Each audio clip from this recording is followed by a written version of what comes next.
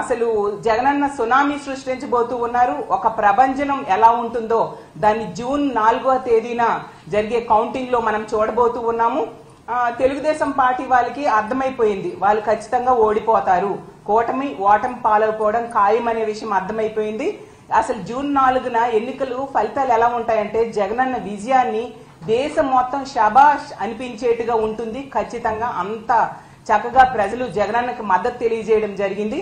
అలాగే తీసుకుంటే తెలుగుదేశం పార్టీ వాళ్ళు చంద్రబాబు నాయుడు గారు అయితే అబద్ధ హామీలు ఇచ్చారు, కూటమి కట్టారు. అలాగే పురంధరేశ్వరి గారితో కలిపి ఎస్పీలను మార్చారు, అధికారులను మార్చారు ఎలక్షన్ కమిషన్ తో చెప్పి. అలాగే వాళ్ళ ఎల్లో మీడియా ద్వారా అసత్య ప్రచారాలు చేయడం జరిగింది, వాళ్ళ సోషల్ మీడియాలో తప్పుడు ప్రచారాలు చేయడం జరిగింది.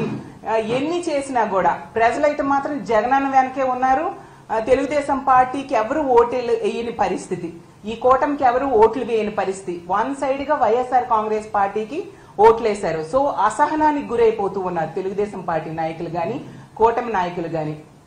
ఒక ఫ్రస్ట్రేషన్, ఎలాగూ కూటమి ఓడిపోతుంది అనే విషయం అర్థమైపోయి ఇన్ని చేసినా కూడా గెలవట్లేదు అనే విషయం కూటమి మనుషులకి వాళ్ళ కార్యకర్తలకి అర్థమైపోయి దాడులకి పురుగొల్పుతూ ఉన్నారు. అసలు ఎంత ఘోరం అంటే మొన్న చూసాం నర్సీపట్నంలో ఒక మహిళ మీద దాడి చేయడం, అలాగే కృష్ణా జిల్లాలో, అలాగే పల్నాడు జిల్లాలో. అంటే ఇలాంటి దాడులకి పురుగొల్పుతూ వాళ్ళ అక్కసని వాళ్ళ బాధని ప్రజల మీద, అంటే వైఎస్ఆర్ కాంగ్రెస్ పార్టీకి సపోర్ట్ చేసిన ప్రజల మీద తీర్చుకుంటూ ఉన్నారు. అసలు ఇది చాలా దారుణం, దీన్ని మేము తీవ్రంగా ఖండిస్తూ ఉన్నాం. అసలు మనం ప్రజాస్వామ్య దేశంలో ఉన్నామా లేదా అన్నట్టుగా వీళ్ళ ప్రవర్తన ఉంది. వాళ్ళు అధికారులు మార్చుకున్నారు, వాళ్ళ సపోర్ట్ తో ఎన్నో దౌర్జన్యాలు గురి చేయడం జరిగింది. అంటే ఇప్పుడు అంటే ఎలక్షన్ కోడ్ ఉంది, ఎన్నికల కమిషన్ అధికారంలో ఉంది కాబట్టి ఈ టైంలో ఏమైనా చేసేద్దాం, ప్రజల మీద ఏ దాడులైనా చేసేద్దాం అన్నట్టుగా తెలుగుదేశం పార్టీ వాళ్ళు చేస్తూ ఉన్నారు. దీన్ని ప్రజలు చూస్తూ ఊరుకోరు అనే విషయం గమనించాల్సిందిగా కోరుతున్నాను.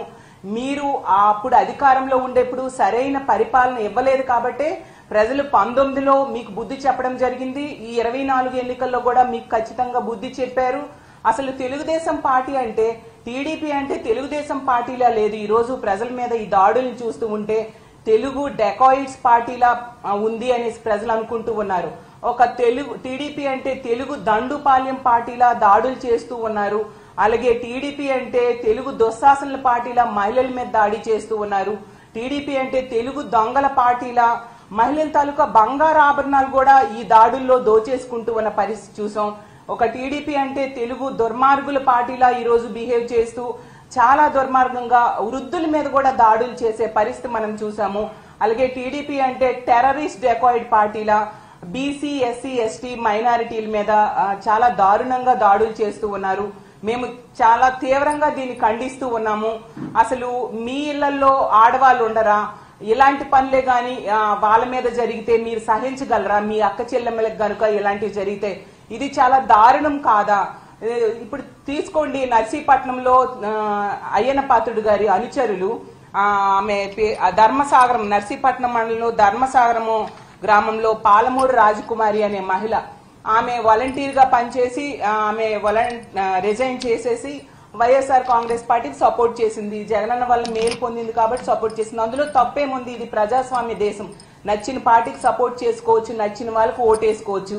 అర్ధరాత్రి ఒంటరి మహిళ మీద ఇంట్లో జ్వరబడి జుట్టు పట్టుకొని ఈడ్చి చెప్పలేని ప్రదేశాల్లో తంతూ ఆమెకి ఎంతో బాధించి దుర్మార్గంగా బిహేవ్ చేశారు ఈ తెలుగుదేశం పార్టీ వాళ్ళు. ఎందుకంటే వాళ్ళకి ఓటమి భయం పట్టుకున్న పరిస్థితి మనం చూసాం. అలాగే అడ్డొచ్చింది ఒక వృద్ధ మహిళ, ఆమె చెవిలోవి కూడా లాగేసుకొని ఆమె మీద కూడా దాడి చేయడం జరిగింది. అసలు ఇది ఎంతవరకు సమంజసం? అయ్యన్న పాత్రుడు గారు, మీకు ఒకటే చెప్తూ ఉన్నాను, మీకెలాగూ మహిళలంటే గౌరవం లేదు, ఎప్పుడు మహిళల గురించి చాలా అసభ్యంగా మాట్లాడుతూ ఉన్నారు మీరు. అలాంటి వ్యక్తులు మీ అనుచరులకు అదే సందేశాన్ని ఇస్తూ ఉన్నారా? మరి మీ ఇంట్లో ఆడవాళ్ళు కూడా ప్రచారం చేశారు కదా, మరి వాళ్ళ మీద కూడా ఎలాంటి దాడులు చేయమన్నా మీరు మెసేజ్ ఇస్తూ ఉన్నారు.